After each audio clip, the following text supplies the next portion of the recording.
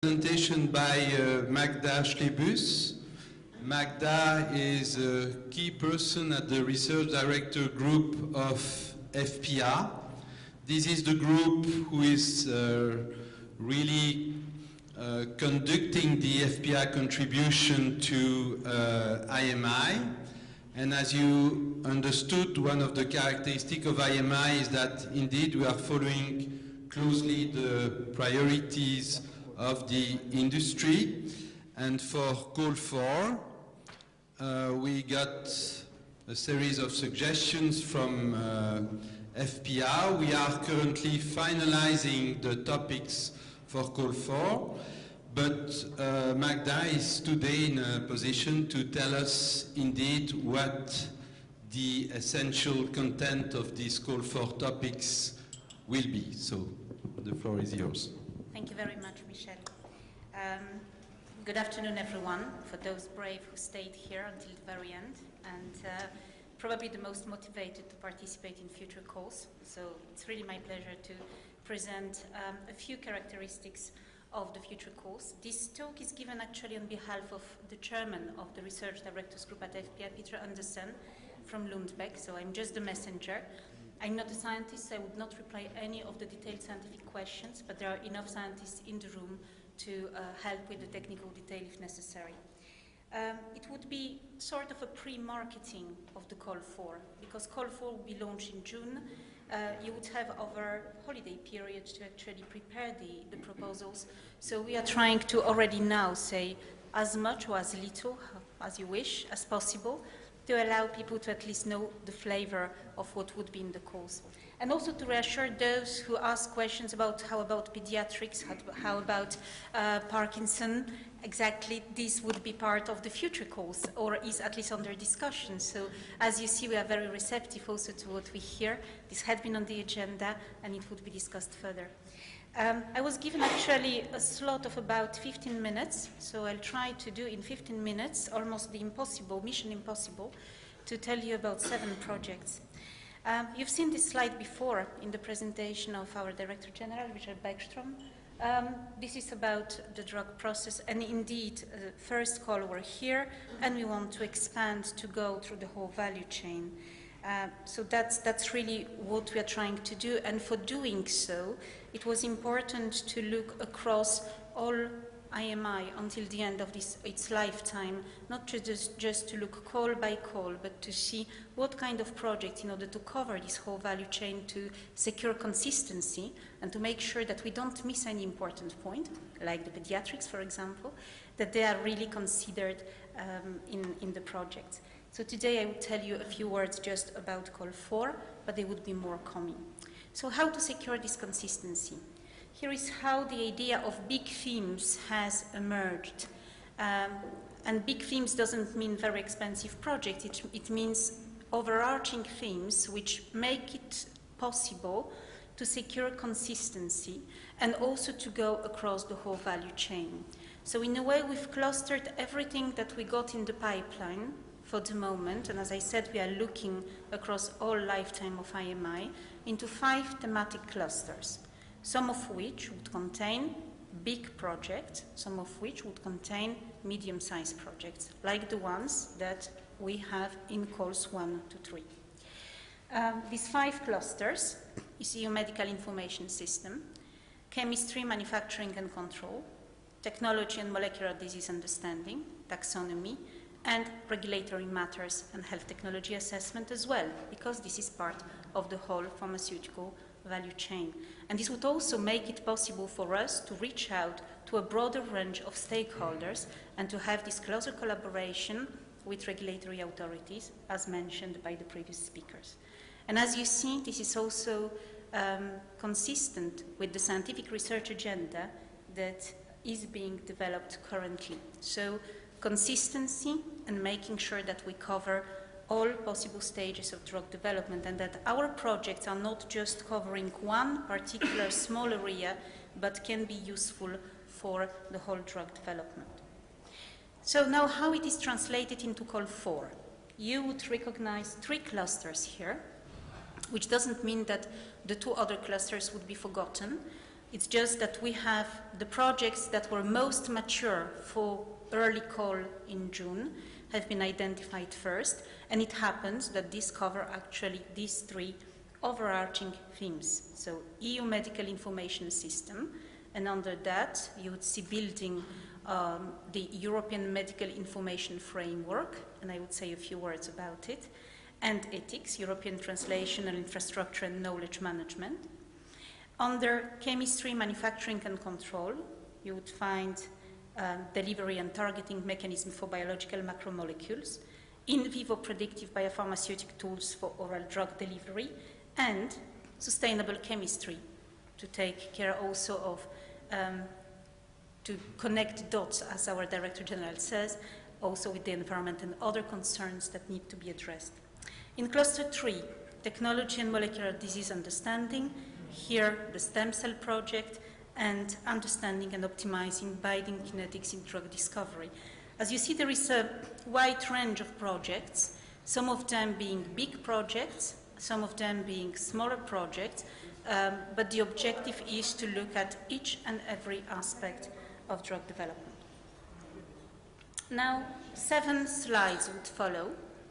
Some of you sitting at the very end, I was sitting there, would not see what is on the bottom of the slide, but it doesn't matter because I won't talk about it. I would just tell you about what is the challenge and the objective that the project is trying to address.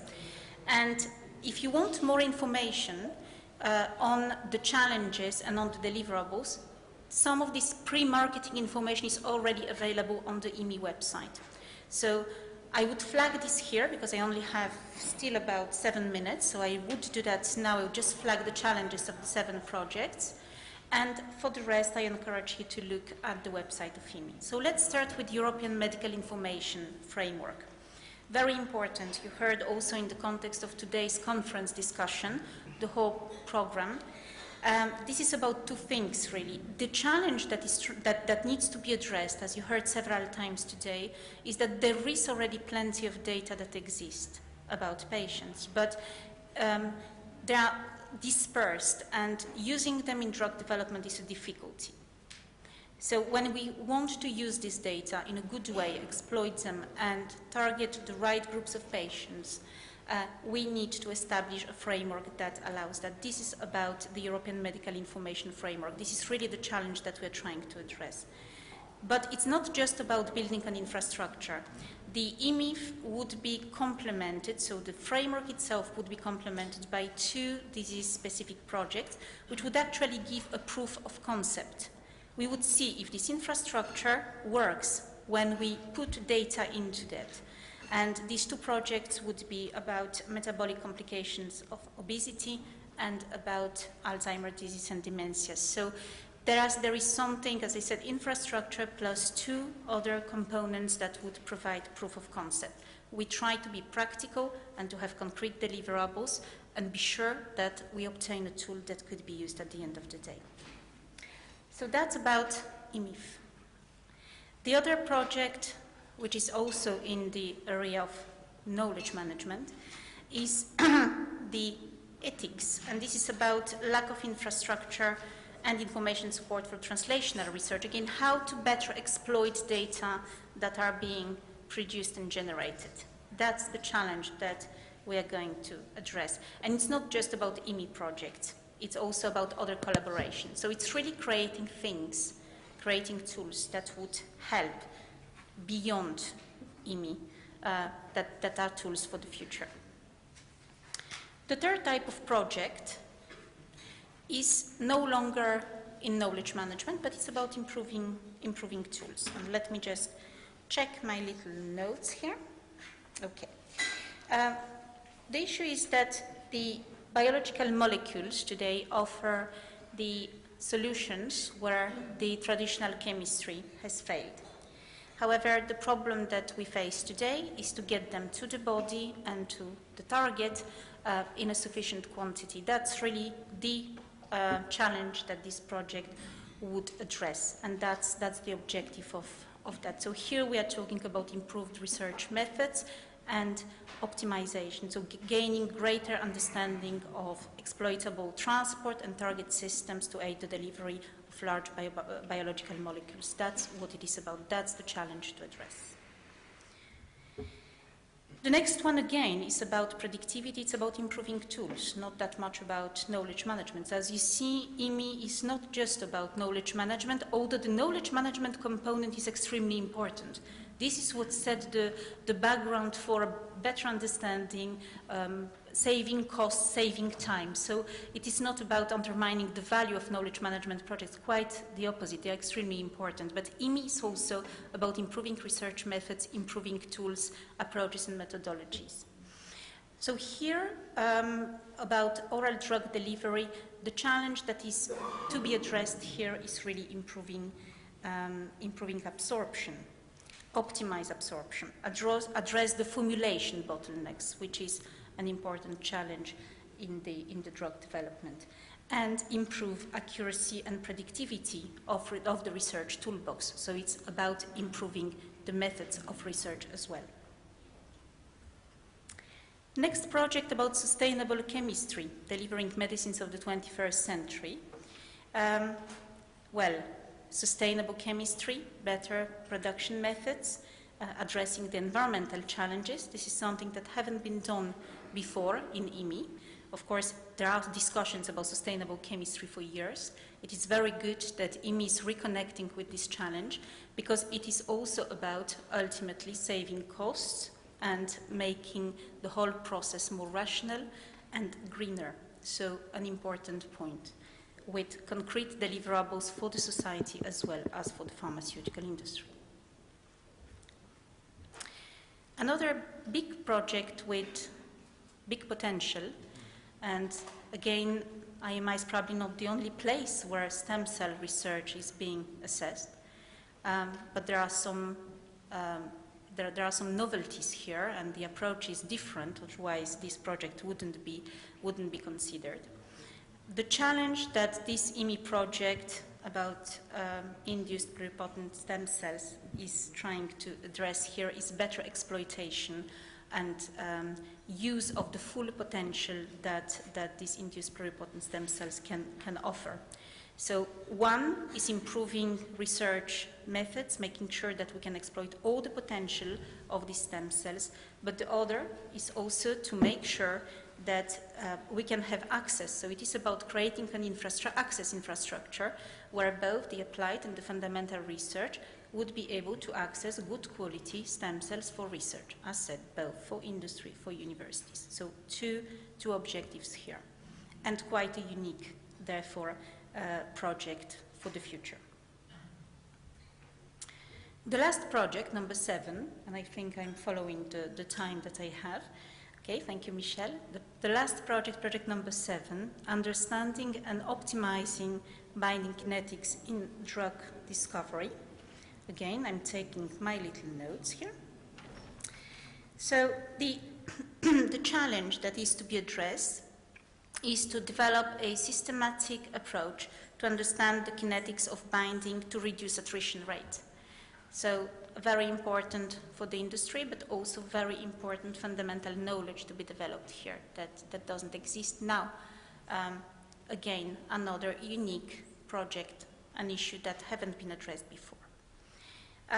These are the 7 projects, 7 challenges, and as you see, all of them go across the whole value chain. So we are no longer looking at very narrow scope, we are looking at a much bigger scope. Now, how does that look in terms of timelines?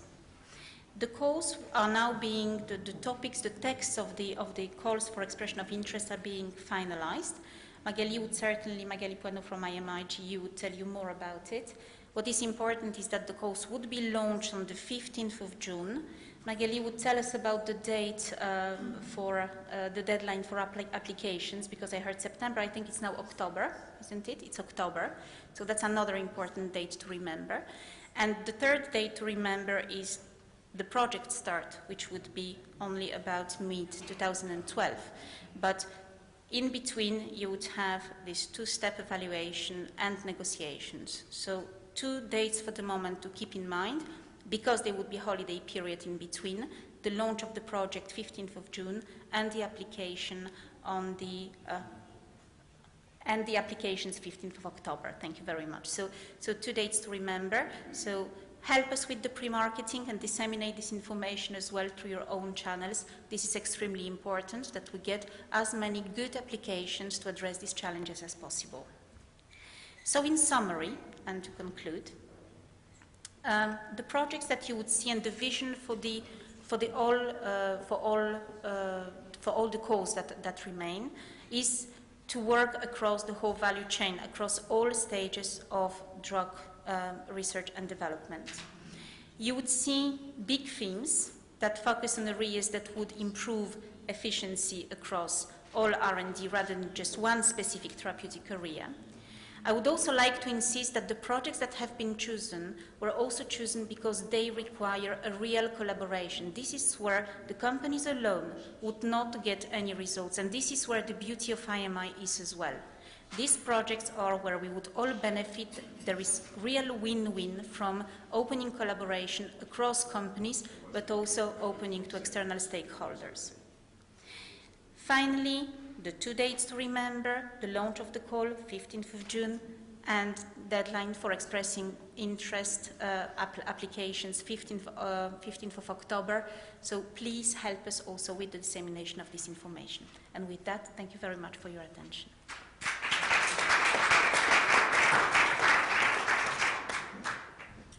Thank you very much, Magda. I'm always impressed by the clear way you present all these topics, which are not always so easy. So, any question regarding this call for?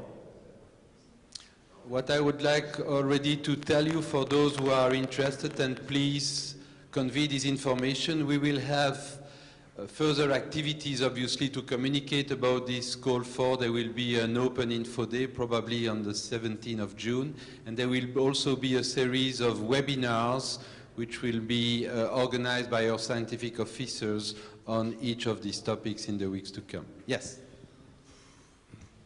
I have a clarifying question on e-tricks. There is the term infrastructure, and that is always a very ambiguous term in IT. Is it really also about building up the hardware infrastructure and the computing infrastructure that is needed to run? Or is it rather the middleware and the applications and those kind of things as infrastructure? Because the rest is also a big thing in Elixir. Yeah, what I can tell you is that obviously the Commission, which is still reviewing all this, is very keen to see complementarity, synergies, and not duplication with existing activities and infrastructure such as Elixir. So this is certainly something which will have to be taken into consideration by potential applicants.